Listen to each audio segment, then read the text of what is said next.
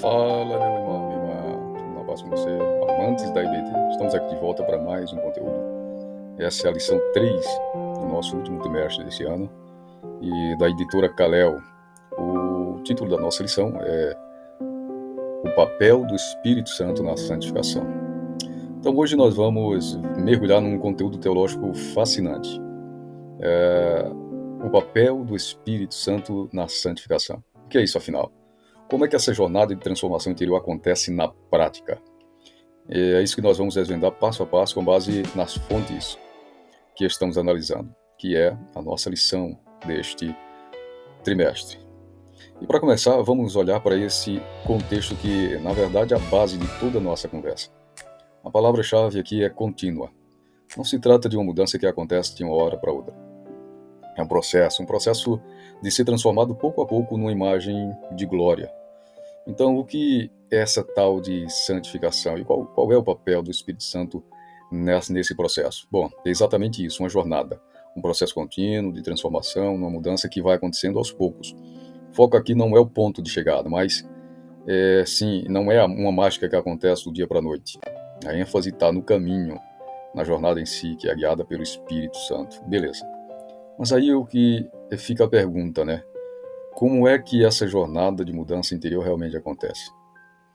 Como essa ideia tão profunda se torna algo prático, real na vida de alguém?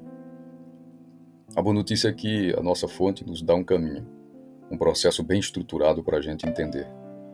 Tudo começa então com um primeiro passo, e ele é crucial. É um despertar, uma convicção, e é algo iniciado pelo Espírito Santo. É importante entender que isso não é só um sentimento vago de culpa, não. É muito mais como uma luz que se acende, uma revelação bem direta da verdade. E olha que interessante, essa convicção, ou podemos chamar também de convencimento, é descrita não como uma emoção qualquer, mas como uma ação bem específica e em três partes.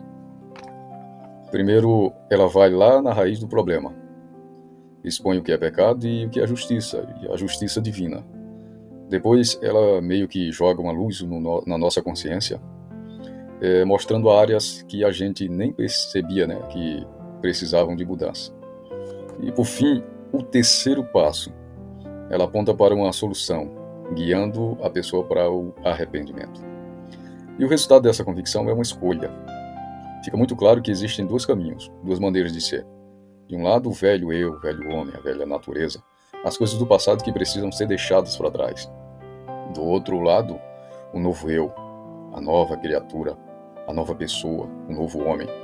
Algo que precisa ser abraçado.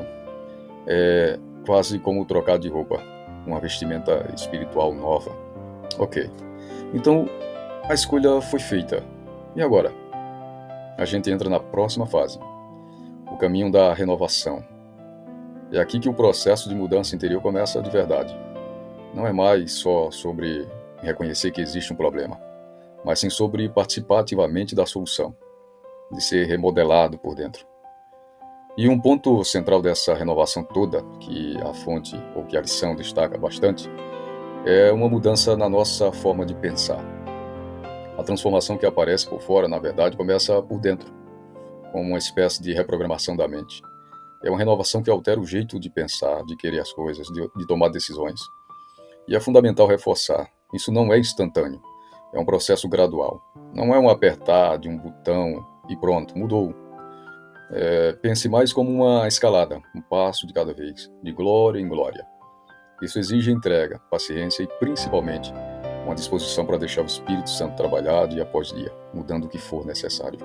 Certo. Mas como a gente sabe que essa renovação interna está acontecendo de verdade? Qual é a prova, a evidência visível? A resposta está aqui, no que a lição chama de fruto do Espírito.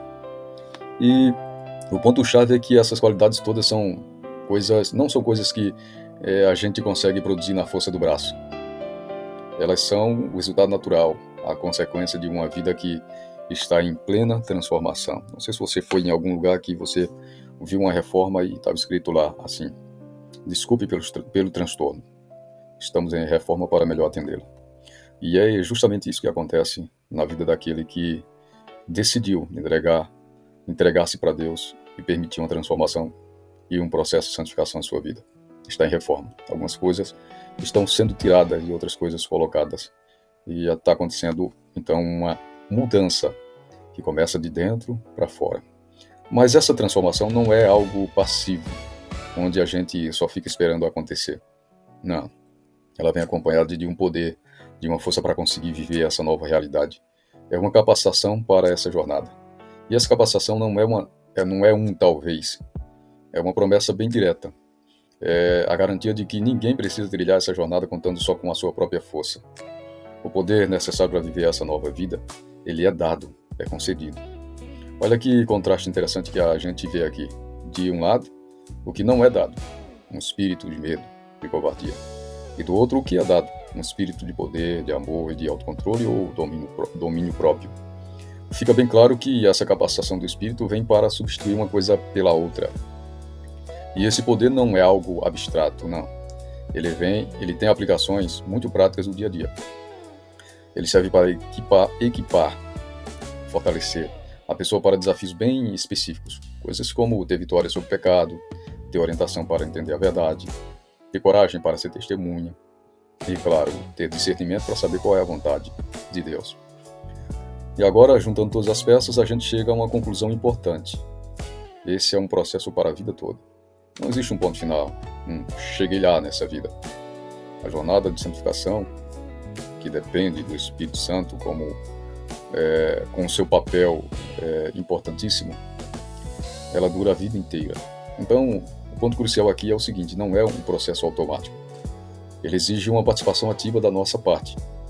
A transformação vai acontecendo na medida em que existe uma resposta contínua de obediência, de dependência, de submissão à direção do Espírito.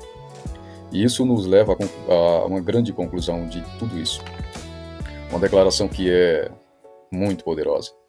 Onde é que está a verdadeira força para essa transformação? De quem vem? A resposta é clara, não é na força humana, não é no poder pessoal, é pelo Espírito Santo. Todo o processo, do começo ao fim, depende da ação dele também. Isso tudo deixa a gente com uma última reflexão, uma pergunta para se pensar. O que significa de verdade uma transformação? Depender não da força pessoal, mas de um espírito externo. O que muda na prática quando a fonte da mudança não vem de dentro? Mas é algo em que se precisa confiar continuamente.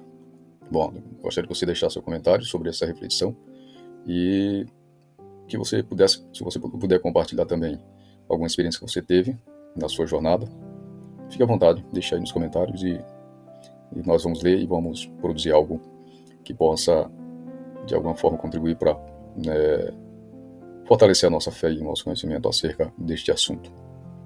Comente, compartilhe com grupos de WhatsApp da sua IBD ou outras pessoas que você acredita que pode transformar a vida dessa pessoa em conteúdo como esse. Tá bom? Deus abençoe e até o próximo vídeo.